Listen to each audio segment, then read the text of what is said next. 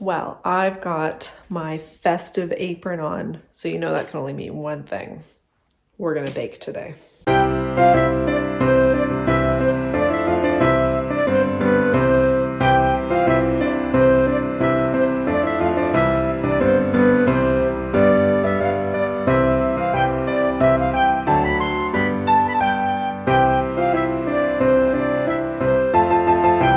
my husband got me this new tripod for Christmas and he gave it to me early, so thanks honey, now I have good camera angles.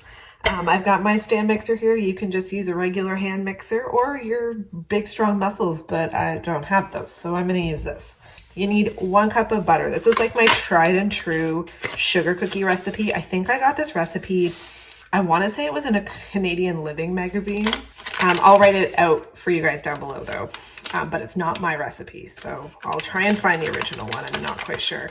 You're gonna need 1 cup of butter, and I'm using the Basil sticks, so that's 2 of these because this is half a cup. Fun fact, if you're not using parchment paper and you don't want to use cooking spray, save your butter paper and you can just spread that on your cookie sheet to grease it. That's what my mom always used to do. Still does do, I should say. This basil butter, it says you can use right out of the fridge. Not if you're doing cookie dough. It does need to be slightly softened. So I'm just gonna try and whip this up a little bit and then I'll add the sugar. I'm gonna add in a cup of sugar. My 1 cup is too big for this, so I'm using 1/3 of a cup, so I'm gonna add 3. The thing I like about this particular we're making sugar cookies. Did I not tell you that? We're making sugar cookies. The thing I like about this particular sugar cookie dough is it doesn't have to sit in the fridge. A lot of the times you have to let your dough chill in the fridge. Not this one. If you forget that you have to make cookies for something, this is a really good recipe because you don't have to chill it.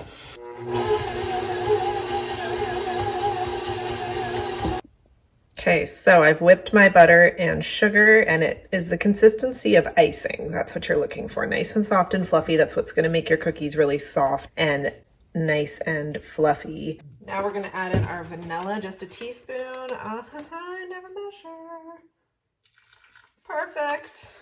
My mother-in-law hates when I do that. I do that just for her because I know she watched my videos. You're welcome, Mom. Egg. Don't be silly like me and do that. Crack it into a bowl first if you're not confident. That way you don't get shells in your cookies. Not that I've ever done that.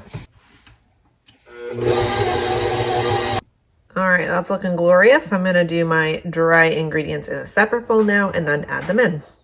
Separate bowl. 3 cups of flour. 1, 2, 3. I got flour all up my arm, perfect. All right, half a teaspoon of salt. 1, 2. I do measure for like the important things.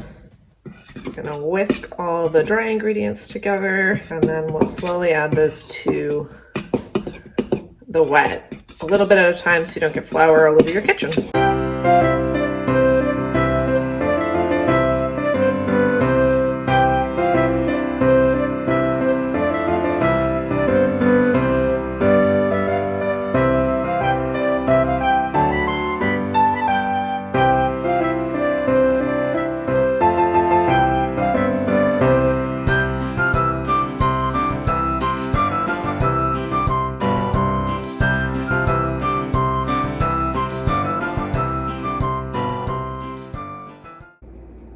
They're done, ready to go in the oven. I am keeping that one as broken because, I mean, we need to taste test one, might as well be a broken one. I did do the trees a little bit thinner. These ones are pretty thick, but I have to do them thick or else these ones fall apart really easily. I really don't actually like this cookie cutter. I want to get a different snowflake cookie cutter, but I forgot this year. So that's what we're using. These will probably just take a little bit longer because they're thicker than these guys, but that's okay. I have some leftover dough. I've got all this and a little bit left in here. So you can actually just wrap it in saran and freeze it. And if you want to make cookies again, you just take it out of the freezer, let it thaw at room temperature in the fridge, and roll it out and cook your cookies like you normally would. Here's our sugar cookies looking so good. I'm gonna let them cool and then I will show you guys my mint icing and special decorating hack I'm trying out this year. We'll see if it works. Wish me luck. So this is a mint glaze that I have kind of tried and tested over the years, and it's a really complicated recipe. It's icing sugar and milk. And the ratios I don't know because I just kind of mix it until it forms like a glaze It's like runny, but not like fully a liquid. I don't know how to explain it. I'm going to leave a recipe link down below that I found that's, if you want to do it, do it. Otherwise, I just do about, I don't know, a cup of icing sugar. Start with a tablespoon of milk and mix it in. And then just keep adding splashes of milk until you get like a glazed consistency. That's about all I can tell you. And then the look I'm going for this year is like a marbled theme. So I've added peppermint extract to both of these because we love mint in this house.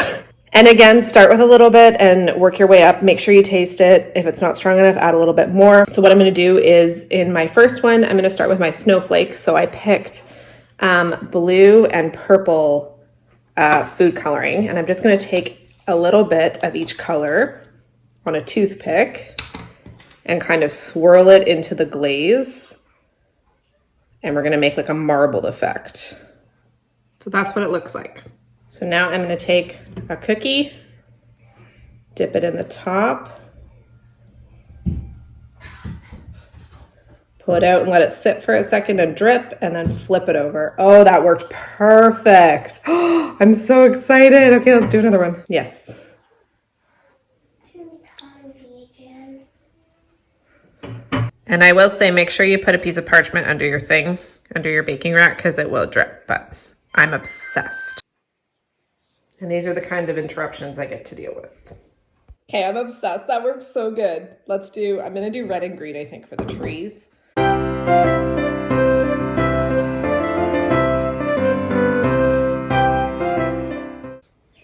These turned out so good. I ran out of glaze, but I am obsessed. I love the look of these.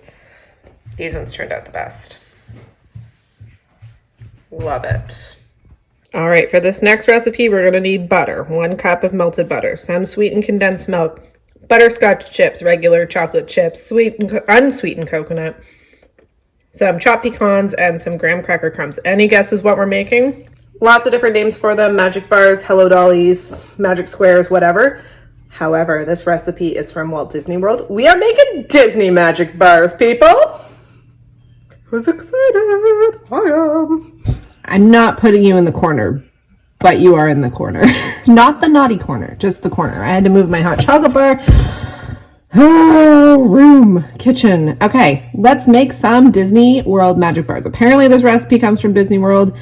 I don't think I've ever had a Disney World magic bar or like anything like that. I don't even know where you get them. Probably Main Street Confectionery. I will find out.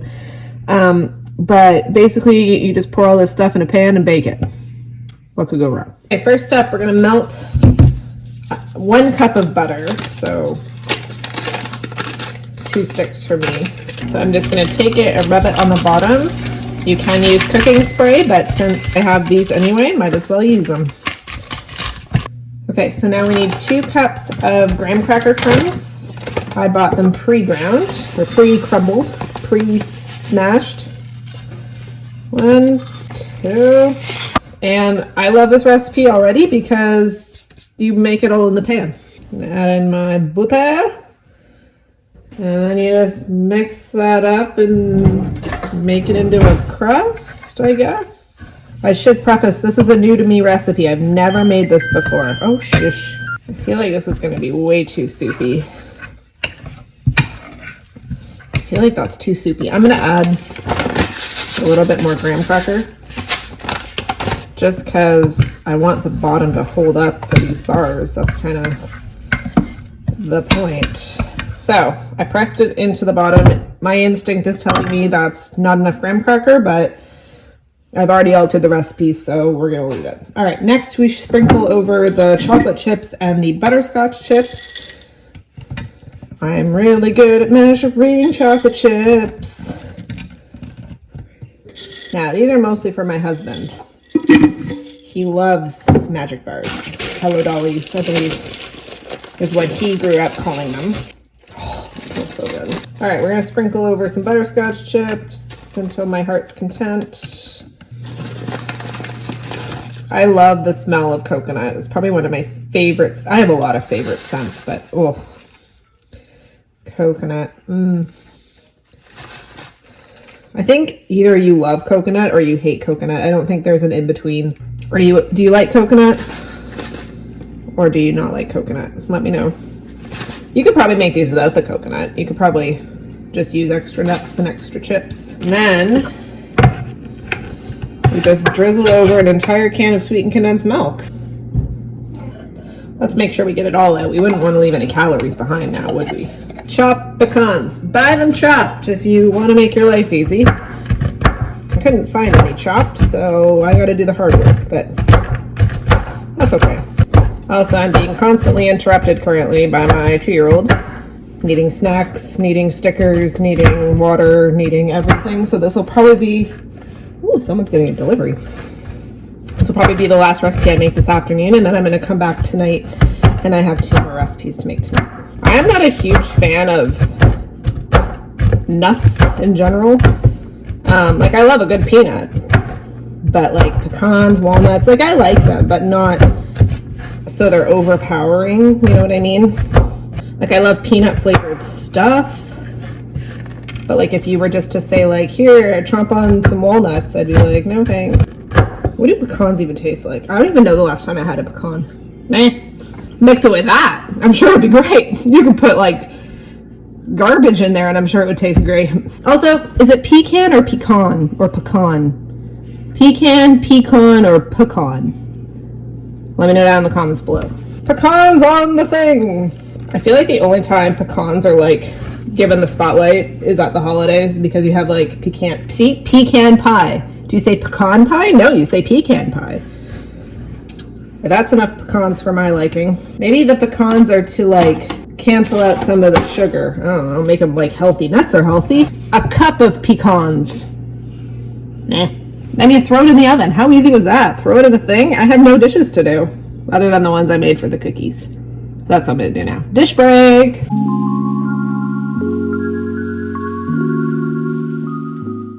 And this is why I need a day to bake by myself, because I got distracted with the toddler. The timer was going off. She made another big mess. She needed a diaper change, blah, blah, blah. Long story short, this got way overbaked. Like, way overbaked. But we'll wait till it cools, we'll cut it, and we'll see if the middle's salvageable. Ugh. Okay, so I let these magic bars cool, and I was just slicing into them. Definitely, like you can see, the crust is just falling apart, and that's not from overbaking it. That's too much butter. And I did double check the recipe. It does say a cup of butter and 2 cups of graham cracker crumbs, but that is not it. That is not it. That's way too much butter for graham crackers. So I think, I mean, these taste amazing. They're just messy. So like even the middle ones, you can see the crust just like falls off. It's way too moist. Sorry for that word. So that was a bit of a fail, but they do taste amazing, and we will eat all of these, not to worry. These corner pieces are my favorite. They got a little bit crispy because I left them in the oven too long, but oh man, look at that. I personally, to get the salty flavor, which I think is what the nuts are for, would use pretzels. I would use pretzels. I want to try that.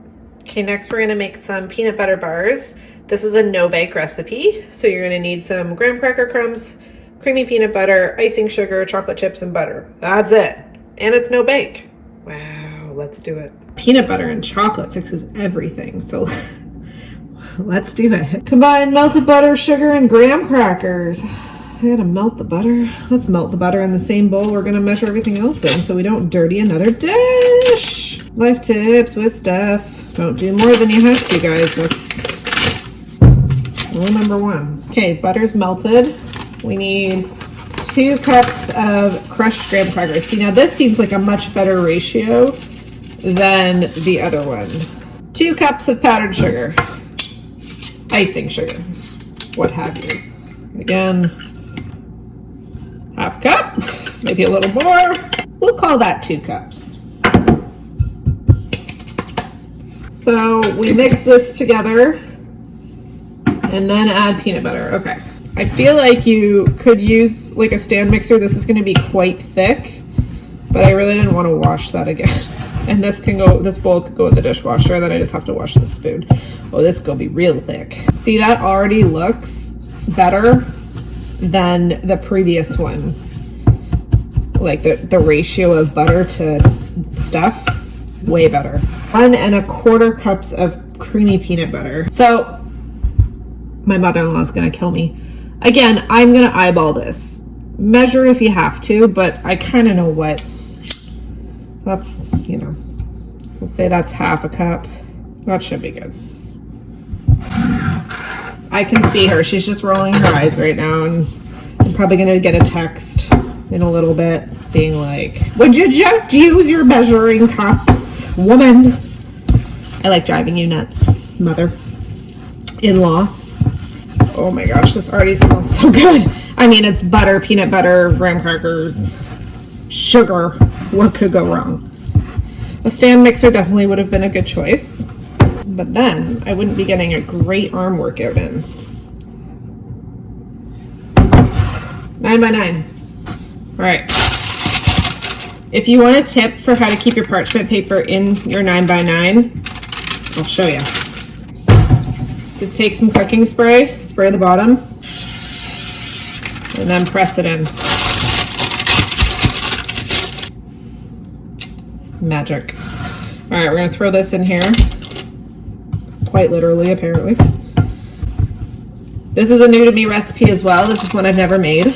I like switching up recipes, especially at Christmas time, because I feel like you just make the same things over and over and you never get to try new things. So this year I challenged myself to try a few new things. Chocolate. All right, I've got my peanut butter chocolate mixture. I'm just gonna pour this right over top of the crust, I guess, or the bar. This took 2 30-second intervals in my microwave, but keep an eye on it. And if your microwave's really, really high power, do 15 seconds instead of 30, because you don't want to burn your chocolate. Okay, so apparently you're supposed to cut these into bars before you put them in the fridge, but this is so melty, I don't even think it's gonna work. I'm just a little bit confused. So I think I'm gonna put it in the fridge for a little bit, and then I'll cut them, because otherwise, like, this melted chocolate's just gonna drip through into the bar. So that's what I'm gonna do. Okay, so I just pulled these out of the fridge. They were in there for about 20 minutes. I cut them into bars, and I can definitely see why it tells you to cut them before, because this is gonna get nice and hard so it forms up like a bar. So this cut about like fudge. That's what it felt like. So I'm gonna throw these back in the refrigerator. They need to sit for at least an hour. I'll probably let them sit overnight and then package them up individually. So for this next recipe, I have made this on my channel before, and I'll link the video where I made it with my mother-in-law. I think it was last Easter. But it is an orange cranberry loaf, and it is so good, but definitely really nice around the holidays. What I like to do is throw it in the freezer pre-sliced, so that if you have guests come over, or you know, you need a quick breakfast or something like that, you can just pull a slice out, throw it in the microwave for 30 seconds, and you've got a fresh loaf slice. First, I'm going to start out by zesting an orange, and this always never ends well for me. So if I don't have a Band-Aid on in the next clip, we had a good night. For this recipe, you're going to need vanilla, sugar, salt, baking powder, orange zest, 2 eggs, buttermilk or milk with vinegar, vegetable oil or canola oil, orange juice, and fresh or frozen cranberries. Mine are frozen. Defrosted them. They're good.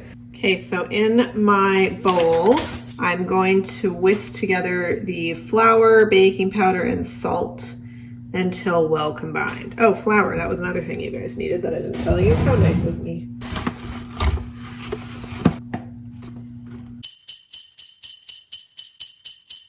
Okay, so I've got my orange zest here. To this, you want to add 1/2 cup of sugar. Mix it until it's light in color. This smells so good. Whew. So you can see how that's kind of turned an orange color. It's really hard to see on camera, but it's a really, really light orange color. That's what you want. So you just want this to be set aside, because it's just going to kind of steep. That's not the right word. I'm thinking tea, but let it sit. All right, so we need the buttermilk and the oil. Just gonna use the same measuring cup, because why dirty another dish? Orange juice, eggs, and vanilla. half a cup of OJ, 2 eggs, and vanilla. Measure if you want. Mix until combined. Okay, so now we're gonna add in the flour and your orange sugar that we made. And mix. Mix these in with a wooden spoon or spatula so that you're not crushing your berries. So this batter is like muffin batter, it's thick. There we go. Pour it into a greased loaf pan.